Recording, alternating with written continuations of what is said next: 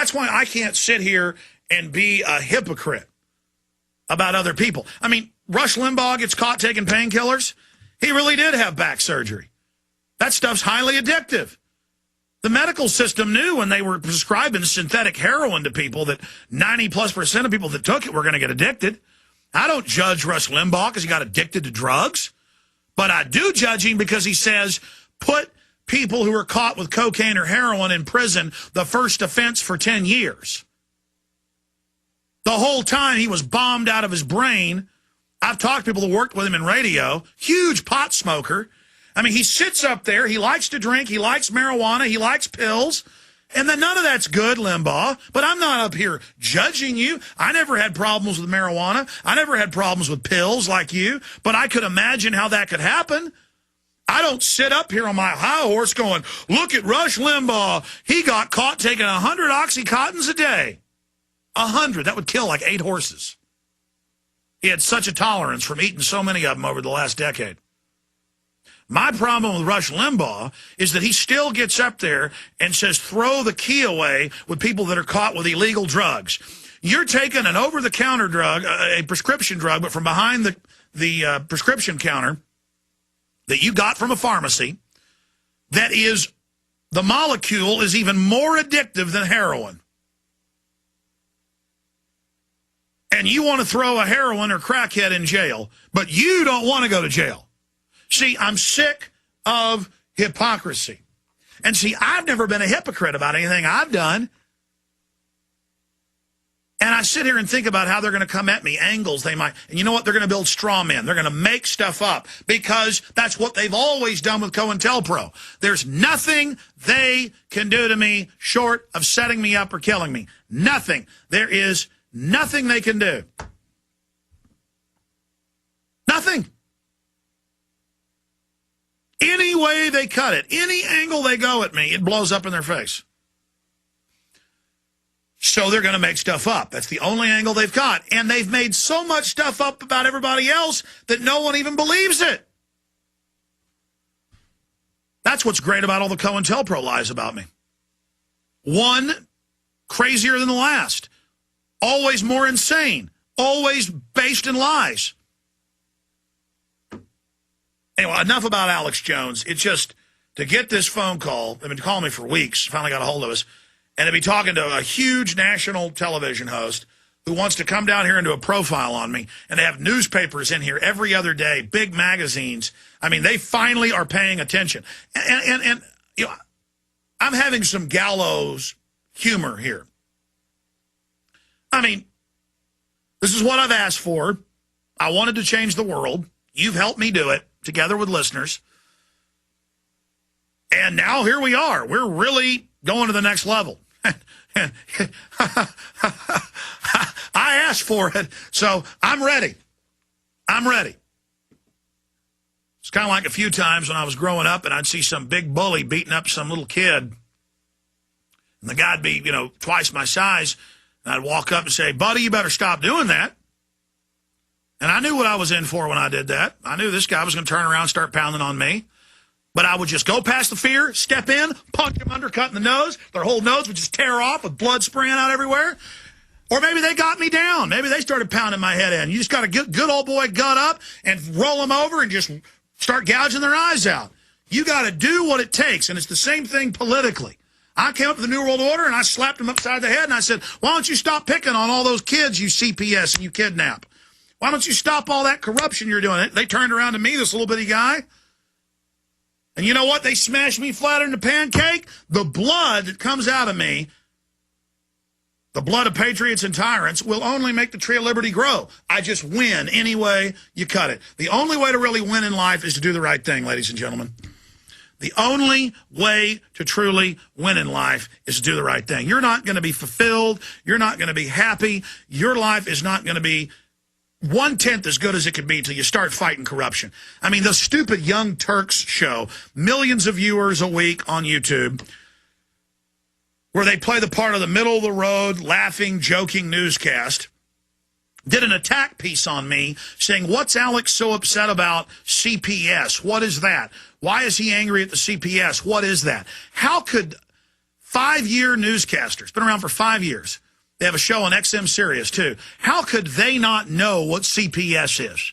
How could they think I was a weirdo for getting angry?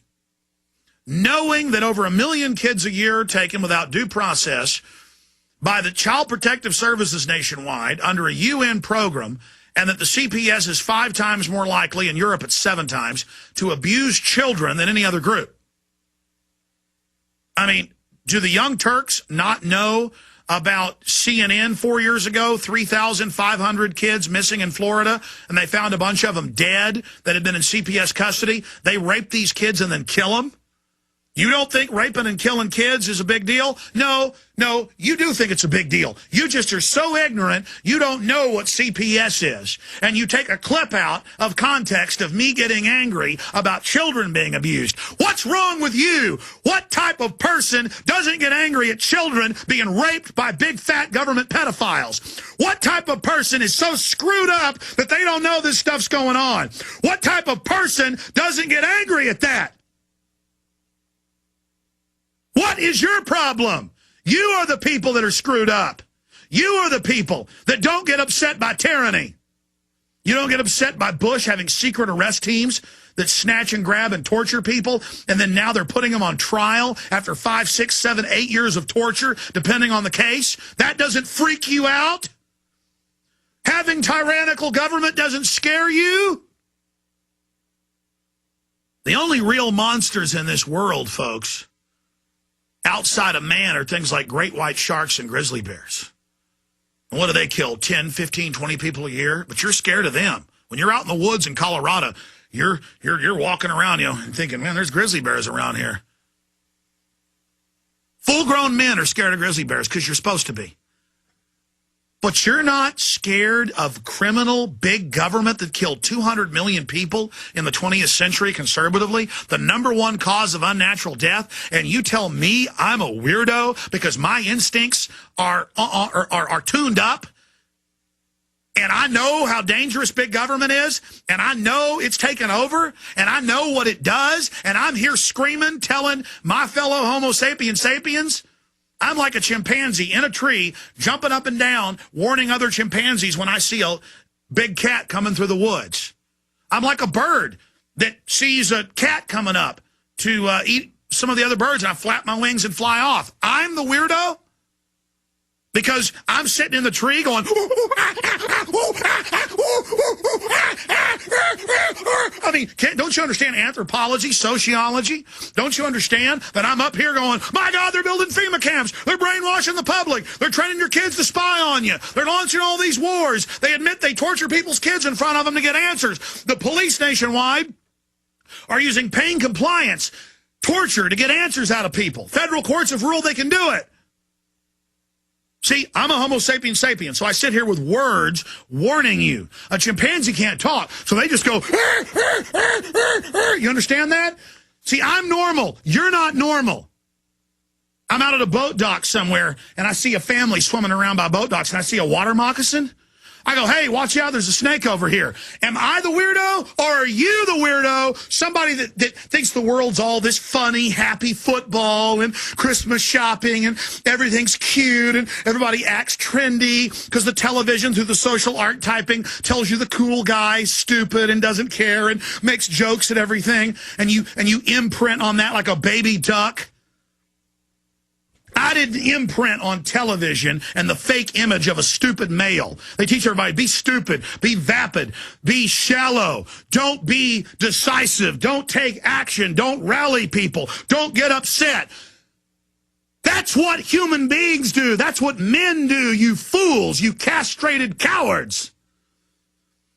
But you've been so domesticated, so castrated from birth, set in front of the TV set to rot in your crap-filled diapers, that when you see somebody trying to be a man, doesn't mean I got all the answers, doesn't mean I'm perfect, but trying to be a man, trying to be a warrior for humanity, you get shocked by that. You should look in the mirror and be shocked by what you are.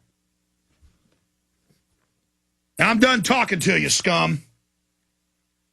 And you're scum. And we're all once scum in our lives till we get woken up and take action. I was once dumb as dirt.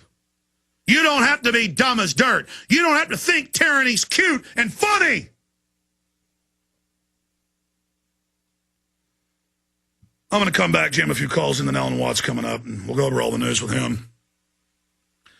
Yeah, I shouldn't get upset about the Arabs announcing they're fully dumping the dollar.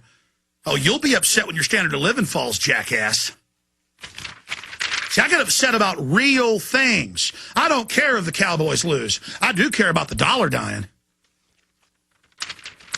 Whose head's screwed on straight? Mine or yours?